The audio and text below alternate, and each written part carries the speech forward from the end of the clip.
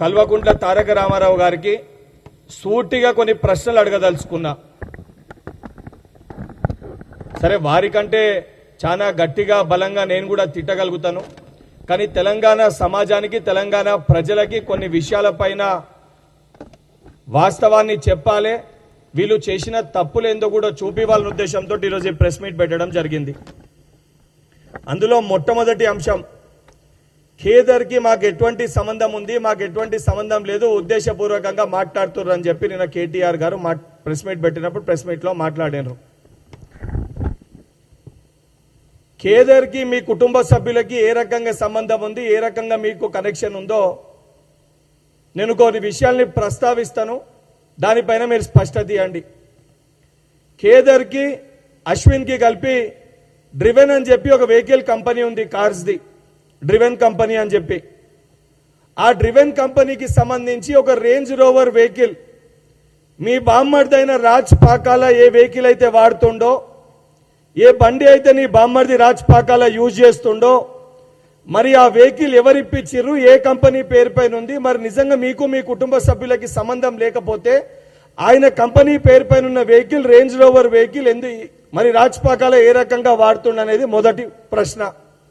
రెండోది, లాస్ట్ 5 yearsలో నువ్వు కానీ మీ కుటుంబ సభ్యులు కానీ ఈవెంట్స్ కానీ, ఫంక్షన్స్ కానీ, ప్రోగ్రామ్స్ కానీ, ఫ్యామిలీ ఫంక్షన్స్ కానీ అనేకమైన విషయాలన్నీ కూడా ఖేదర్ హోస్ట్ చేసిన సందర్భాలు ఉన్నాయి. మీ కుటుంబ సభ్యులు అనేకమైన పార్టీస్, మీ బామ్మర్ది కానీ, నువ్వు కానీ, మీ కుటుంబ సభ్యులు కానీ ఖేదర్ తోటి పాల్గొని సెలబ్రేట్ చేసుకున్న సందర్భాలు కూడా ఉన్నాయి.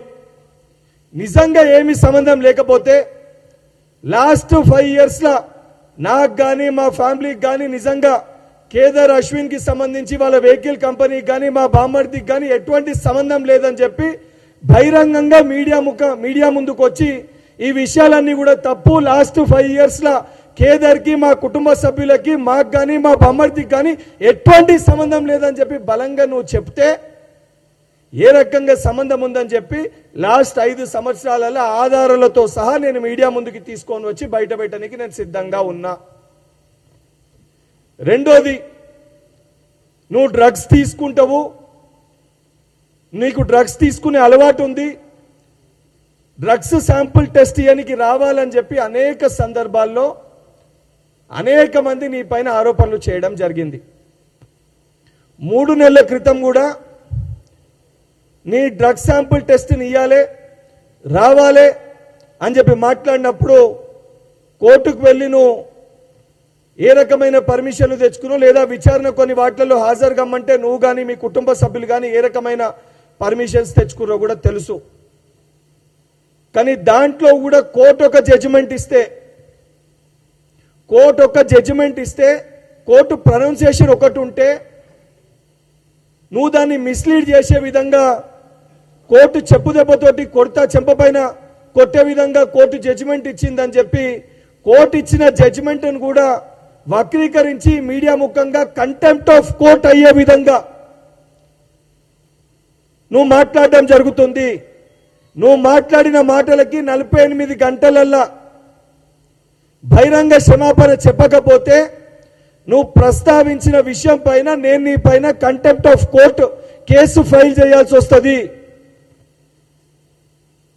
దానితో పాటు ఆ రోజు నేను శాంపుల్ అడిగినప్పుడు శాంపుల్కి రాకుండా, శాంపుల్ ఇవ్వకుండా సమయం తీసుకొని నీ బాడీని కంప్లీట్గా డిటాక్స్ చేసుకొని ఏ రకంగా హెయిర్ శాంపుల్ కూడా టెస్ట్ చేసినా రేపు పొద్దున ఆ శాంపుల్లో కూడా టెస్ట్ రాకుండా చేయాల్సిన డిటాక్సిఫికేషన్ అంతా కూడా చేసుకొని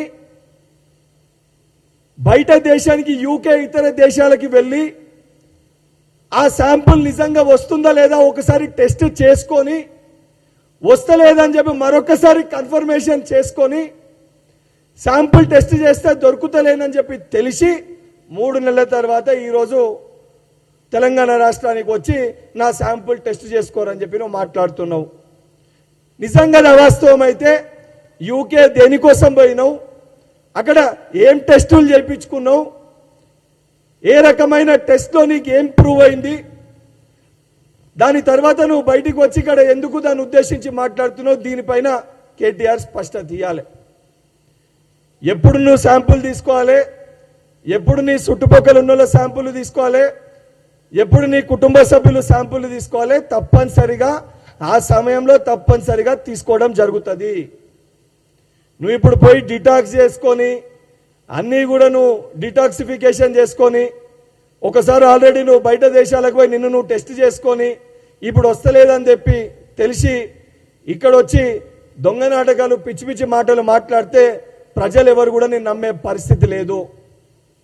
నిజంగా నేను మాట్లాడే ప్రతి విషయం కూడా అది కేదర్ విషయం కానీ, నీ డ్రగ్ శాంపుల్ టెస్ట్ విషయం కానీ, లేదా కేదర్ చనిపోయిన రోజు ఏ పార్టీ మాజీ శాసనసభ్యులు ఆయనతో ఆఖరిగా ఉన్నారు, ఎవరికి ఆయనతోటి సంబంధాలు ఉన్నాయి, ఏ పార్టీ సభ్యులు ఆయనతో ఉన్నారు, అన్నీ కూడా ఆధారాలతో సహా బయటికి రావాలని చెప్పి నేను గౌరవ ముఖ్యమంత్రి గారికి లేఖ రాస్తా శాసన మండలి సభ్యునిగా. నిజంగా నీకు కేదర్కి ఎటువంటి సంబంధం లేకపోతే ముఖ్యమంత్రి గారికి నీ లెటర్ ప్యాడ్ పైన నువ్వు కూడా లేఖ రాయి.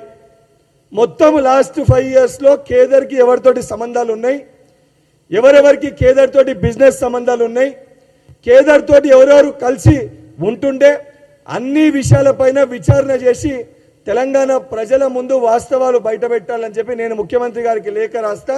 నిజంగా నువ్వు నీ కుటుంబ సభ్యులకి కేదర్ తోటి సంబంధం లేకపోతే నువ్వు కూడా లేఖ రాయాలని చెప్పి నేను కేటీఆర్కి సవాల్ చేస్తున్నా.